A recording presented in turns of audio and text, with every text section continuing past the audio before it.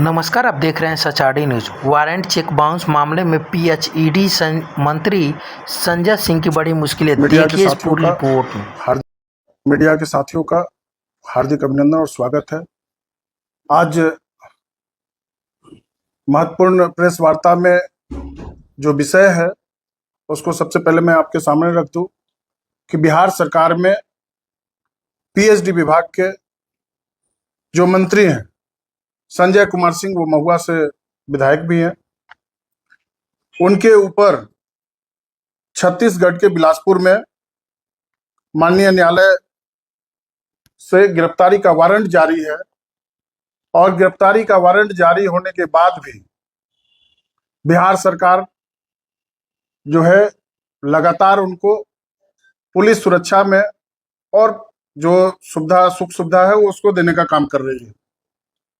तो मेरा मानना है कि जो भी व्यक्ति जो दोषी है या गिरफ्तारी का जिसके ऊपर वारंट है, उसको संवैधानिक पद पर 1 मिनट भी रहने का अधिकार नहीं है। 2-3 मामला मेरे संज्ञान में आया है। एक जो अभी हम आपको जो बता रहे हैं छत्तीसगढ़ का जो मामला है, उसमें बिहार के ही रहने वाले राजीव नगर, जहां पर रोड नंबर 17 में उनका आवास है, उसमें एक जमीन का जो है पावर ऑफ अटर्नी लिया गया था कलकत्ता से, जिसमें 2 करोड़ 20 लाख रुपए का डील हुआ था। उसमें 22 रुपया शब्दों में लिखा गया और बगल में जो वो बॉक्स था उसमें 2222 शून्य शून्य कर करके लिखा गया है। और वो एक इन्वेलप में रख कर करके, जिससे पावर ऑफ अटर्नी लेना था, उसके पत्नी के हाथ में दे कर करके, और इन्होंने फर्जी तरीके से जमीन का पावर ऑफ अटर्नी लिया था। उसको बाद में जब वो राशि का चेक बाउंस हो गया, उसी केस में 3 बार माननीय न्यायालय के द्वारा जमानती वारंट जारी किया गया था। जब राजीव नगर थाना को यह सूचना दिया गया वहां छत्तीसगढ़ के बिलासपुर के न्यायालय के द्वारा, ये आप लोग के सामने है अभी जो स्टेटस है, इसमें लास्ट 26/2 को धारा 138 प्राक्रम लिखित अधिनियम के तहत अभियुक्त को गिरफ्तार करने का वारंट जारी किया गया है।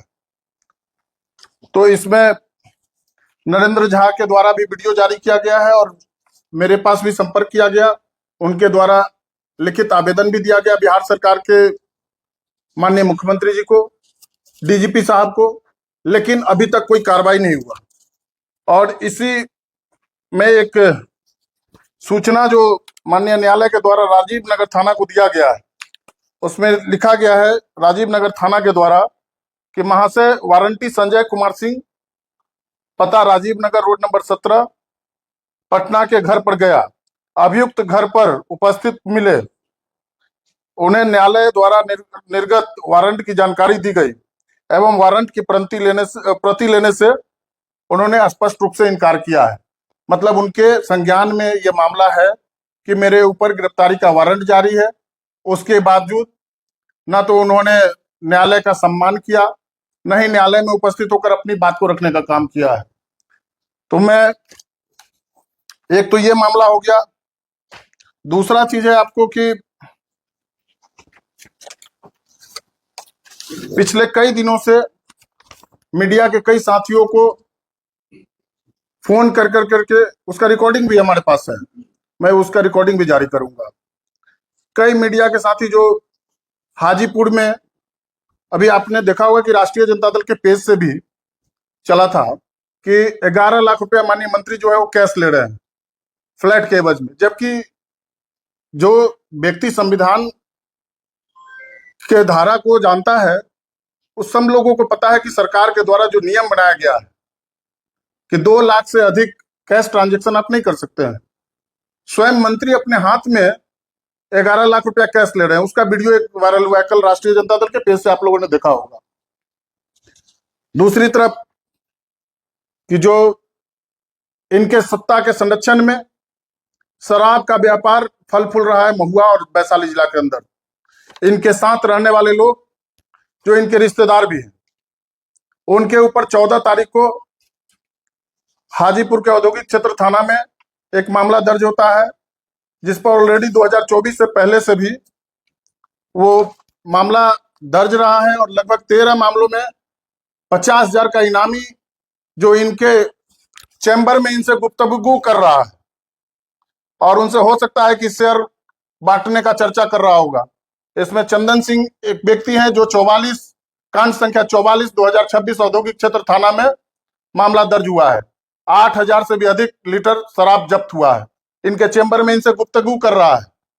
और इसी बीच में राहुल सिंह है। ये दोनों जो शराब तस्करी के मामले में लगातार वारंटी रहा है, इनके साथ मिलकर करके और सत्ता का संरक्षण प्राप्त है इन लोगों को।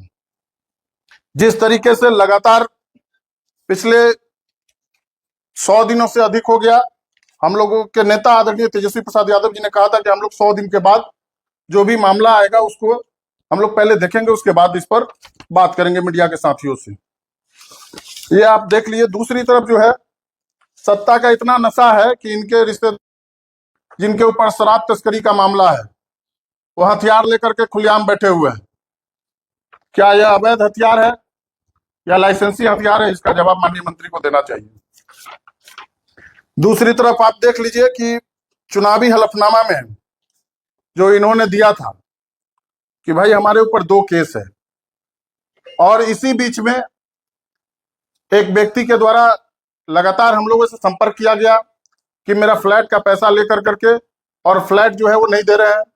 उन्होंने ही वीडियो जारी किया था और हम लोगों के पास भी भेजा था कि 11 लाख रुपया का कैश ट्रांजैक्शन और लगभग 32-33 लाख रुपया का जो है वो अमाउंट अकाउंट में लेने का काम किए हैं। लेकिन परसों रात में 12 बजे रात में उसको उसके घर से बुलवा करके और उसके साथ बैठ कर करके मुंह में एक दूसरे को मिठाई खिला रहे हैं। और वो लोग क्या मैनेज किए नहीं किए उस पर हमको नहीं टिक्का टिप्पणी करना है, लेकिन जिस तरीके से छत्तीसगढ़ का मामला हो जिसमें वारंट जारी हो, जिस तरीके से शराब तस्करी में जो लोग संलिप्त हैं उनके ऊपर जो उनका सत्ता का संरक्षण प्राप्त है, उस पर कार्रवाई सरकार करेगी या नहीं, इसके लिए आज हम लोगों ने देखा कि आप लोगों के सामने ये बात को जो है हम लोग रखने का काम करें। दूसरी तरफ आप देख लीजिए कि चुनावी हलफनामा में उन्होंने दिया है कि मैट्रिक, इंटर और ग्रेजुएशन इन्होंने पास किया है, लेकिन इनका जो डेट ऑफ बर्थ है वो मैंने सूचना के अधिकार से निकाला तो उसमें पता चला कि ये व्यक्ति 2 डेट ऑफ बर्थ इनका है। 11/2/80 के तहत इन्होंने क्लास 9 में वैशाली हाई स्कूल महुआ में नामांकन कराया 1993 में, उसमें 11/2/80 इनका डेट ऑफ बर्थ है। और जो आदमी 9 में 93 में है वो 94 में मैट्रिक का परीक्षा पास कर गया, बिना 10वां पढ़े हुए। इन लोगों ने फर्जी तरीके से किया है या क्या किया है, इन लोगों को जवाब देना चाहिए। 94 में बिना 10वां पास किए हुए मैट्रिक पास कर गई है। दूसरा स्कूल बदल कर करके डेट ऑफ बर्थ बदल करके 12/4/79 डेट ऑफ बर्थ बदल कर करके इन्होंने मैट्रिक पास किया 94 में। 2000 में इंटर पास करते हैं और 2016 में ग्रेजुएशन पास करते हैं। नाम भी बदल दिए, संजय कुमार सिंह के जगह संजय कुमार, पिता का नाम सेम है रामनाथ सिंह, पता भी सेम है, लेकिन डेट ऑफ बर्थ इन्होंने बदल कर करके और फर्जी तरीके से, मुझे जो संज्ञान में आया है कि इन्होंने गलत कर करके चुनावी हलफनामा में जो दिया है, अगर ये संजय कुमार सिंह है तो संजय कुमार सिंह के नाम से सर्टिफिकेट होना चाहिए, वो सर्टिफिकेट संजय कुमार के नाम से है। हम सब लोग जानते हैं कि मैट्रिक, इंटर और ग्रेजुएशन करने में मैक्सिमम 6 साल लगता है, अगर सेशन लेट होता है तो 7 साल लग सकता है ग्रेजुएशन में, लेकिन इन्होंने 22 साल में मैट्रिक, इंटर और ग्रेजुएशन किया है। तो कहीं ना कहीं लगता है कि यह जांच का विषय है, इसकी जांच होनी चाहिए। दूसरी तरफ आप नामांकन के समय तो एक व्यक्ति का 2 एफिडेविट नहीं हो सकता है। 11/2/80 और 12/4/79 2 डेट ऑफ बर्थ और नाम में भी बदलाव हुआ है। संजय कुमार सिंह और संजय कुमार। दूसरी तरफ पिछले दिनों आप लोगों ने देखा होगा कि पीएचडी विभाग में कई जेई और एग्जीक्यूटिव इंजीनियर के ऊपर कार्रवाई हुआ था। उसमें कई ऐसे अधिकारी हैं, उनसे मोटी रकम की वसूली कर करके और उन लोगों को सस्पेंशन मुक्त कर दिया गया।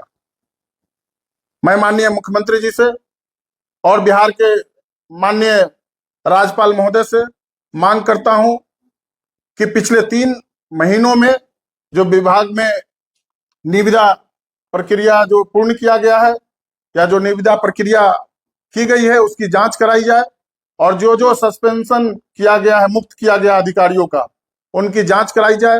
मोटी रकम लेकर करके और पीएचडी विभाग में निविदा अपने नजदीकी लोगों को लाभ पहुंचाने के नियत से सारे नियम कानून को तोड़ कर करके इन्होंने अपने लोगों को लाभ पहुंचाने का काम किया है, उसकी जांच कराई जाए। और बिना पद मुक्त हुए न्यायालय प्रक्रिया में बाधा उत्पन्न हो सकता है। न्यायालय की जांच को प्रभावित करने का मुझे शंका है। इसलिए मैं माननीय मुख्यमंत्री जी से और माननीय राज्यपाल महोदय से मांग करता हूं कि अविलंब ऐसे विभाग के मंत्री को अविलंब पद मुक्त किया जाए, बर्खास्त किया जाए, ताकि जांच जो है वो अच्छे तरीके से हो और जो लोग भी इसमें शामिल हैं, जो शराब तस्करी है, जिनको संरक्षण प्राप्त है, उन लोगों पर कार्रवाई हो। 50,000 रुपया का इनामी है, वो उनके साथ चैम्बर में गलवैया मिला रहे होते हैं। इसमें एक साथ 2-2 लोग हैं जो शराब तस्कर हैं, राहुल सिंह और चंदन सिंह। इसकी अविलंब गिरफ्तारी हो, इसकी मैं मांग करता हूं।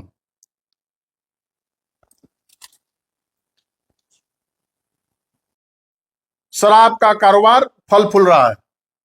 बिहार के अंदर 2016 से शराबबंदी है, लेकिन लगातार सत्ता का संरक्षण प्राप्त है इन लोगों को। देख लीजिए, जिस राहुल सिंह की आप जिक्र कर रहे हैं वो राहुल सिंह के बिहार के अनेकों जिला में उसके ऊपर प्राथमिकी दर्ज है, जैसे मुजफ्फरपुर 13 मामला दर्ज है। 13 मामला दर्ज है, उसके बावजूद कैसे लोग निकल करके जेल से बाहर आ जा रहे हैं, उस पर कार्रवाई किस तरीके से हो रही है, अब पता नहीं चल रहा है। सत्ता का संरक्षण है, इसीलिए जेल से बाहर जा रहे हैं लोग। अभी आपने कहा कि ये चुनावी हलफनामे में इन्होंने जो गलत दस्तावेज पेश किए तो उसको लेकर के चुनाव आयोग में बिल्कुल चुनाव आयोग और उसमें भी कंप्लेन उस समय किया गया था। लेकिन जो मामला है, जो 17 अक्टूबर 2025 को संज्ञान में है उनके, और उसको छुपाना, नामांकन के हलफनामा में उन्होंने छुपाया है, उस मामले को लेकर के हम लोग न्यायालय में भी जाने का काम करेंगे ताकि जो उचित बात है वो सामने आए। क्योंकि एक व्यक्ति 2-2 बार अपना डेट ऑफ बर्थ नहीं चेंज कर सकता है, और जो संवैधानिक पद पे बैठा हुआ व्यक्ति है उससे तो कतई यह विश्वास नहीं हो सकता कि वो भी ऐसा काम कर सकता है। मेरे जो संज्ञान में आया है, कई लोगों को इन्होंने पैसा लेकर करके और फ्लैट नहीं देने का काम किया। दूसरी तरफ जो नरेंद्र झा है, जिसके जमीन पर इन्होंने घर बनाया है, वो 2900 समथिंग फ्लैट जमीन का खाता खींच रहा है। वो राजीव नगर के रोड नंबर 17 में है, उसमें रेस्ट्रिक्टेड प्लॉट है राजीव नगर में, उस पर करोड़ों रुपए का मकान बनाया गया। इसकी भी जांच की मांग करता हूं। और जो 11 लाख रुपए कैश ट्रांजैक्शन उन्होंने अपने हाथ से स्वयं किया है, जो कल राष्ट्रीय जनता दल के पेज से चला भी है, उसकी जांच हो और उचित कार्रवाई हो। शासन सत्ता का दुरुपयोग नहीं हो और कानून सबके लिए बराबर होना चाहिए। विपक्ष के लिए ईडी, आईटी और सीबीआई का दुरुपयोग किया जाता है, और जो सत्ता पक्ष के लोग हैं उनके ऊपर क्या ईडी, आईटी और सीबीआई का कार्रवाई होगा या नहीं होगा, ये माननीय मुख्यमंत्री जी, माननीय राज्यपाल महोदय से हम लोग मिल कर करके भी इस पर कार्रवाई की मांग करते हैं। हलफनामे की जो बात कर रहे हैं और केस का बात कर रहे हैं, तो क्या जन्मतिथि और नाम वाले मामले को लेकर तो पहले चुनाव आयोग गए थे, और केस वाले मामले को लेकर तो जाएंगे? बिल्कुल हम लोग जाएंगे, और जिस तरीके से उनके द्वारा जो 12/4/79 डेट ऑफ बर्थ दिया गया है, और मेरे पास सूचना के अधिकार से प्राप्त है नामांकन पंजी जो उन्होंने नोमा में नाम लिखाया था, ये आपके सामने है। 347 क्रमांक संख्या पर है। संजय कुमार सिंह, रामनाथ सिंह, महुआ सिंगरा, महुआ वैशाली के रहने वाले हैं। इनका डेट ऑफ बर्थ 11/2/80 है। इन्होंने नाम लिखवाया है 31/1/93 को 9th में, और मैट्रिक पास कर गए बिना 10वां का पास किए हुए, मैट्रिक पास कर गए 94 में। नाम और डेट ऑफ बर्थ बदल कर करके सिहान हाई स्कूल चेहरा कला से इन्होंने फर्जीवाड़ा तरीके से नाम और डेट ऑफ बर्थ बदल कर करके और मैट्रिक का परीक्षा, इंटर का परीक्षा और ग्रेजुएशन का परीक्षा 22 वर्षों में इन्होंने पूर्ण किया है। तो कहीं ना कहीं लगता है कि ये जांच का विषय है। इसकी जांच की मैं मांग करता हूं। क्या उन सरकार अधिकारियों और सरकार इन पर संज्ञान लेगी, आपको लगता है? देखिए, इसीलिए तो मैं बोल रहा हूं कि भाई जो लोग पद पे बैठे हुए हैं वो अपने पद का दुरुपयोग कर करके इस जांच को प्रभावित कर सकते हैं। इसलिए मेरा मांग है कि पद मुक्त कर करके या बर्खास्त कर करके और इसको जांच किया जाए। यह जांच का विषय है। आप जो बोल रहे हैं कि कुछ लोग का सस्पेंशन वापस लिया गया, तो अधिकारियों की लिस्ट पे आपके पास उसका सबूत है? लगभग बिल्कुल हमारे पास है। वो समय आने पर मैं सभी लोगों को सारा सूची और सारा रिकॉर्डिंग भी मैं दूंगा। चूंकि कई अधिकारी जो है वो उनके पास इनके नजदीकी रिश्तेदार लोग, उनका मोबाइल रिकॉर्डिंग भी है सब। उसके पास फोन कर कर करके मोटी राशि का वसूली का भी काम किया जा रहा है। कॉल रिकॉर्डिंग आप कह रहे हैं कि है? सब है, समय पर सब आप लोग को दिया जाएगा। लेकिन अभी जो परिस्थिति है, कई मीडिया के साथियों को भी उनके द्वारा धमकी दिया जा रहा है कि मेरे खिलाफ अगर खबर चलाओगे तो तुम पर FIR करवा दूंगा, तुमको फंसवा दूंगा, तुम्हारे ऊपर केस दर्ज करवा दूंगा। लोकतंत्र में जनता मालिक होता है।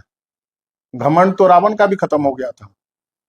तो सत्ता का घमंड किसी भी समय चूर हो सकता है। मीडिया को धमकी दी है कि बिहार लेवल के मीडिया को धमकी दी है। देखिए, वो तो बोल रहे हैं संपूर्ण मीडिया को बोल रहे हैं, तो संपूर्ण मीडिया उसमें तो सभी लोग आ गए। ऐसा तो नहीं कि क्षेत्र के ही मीडिया उसमें आते हैं।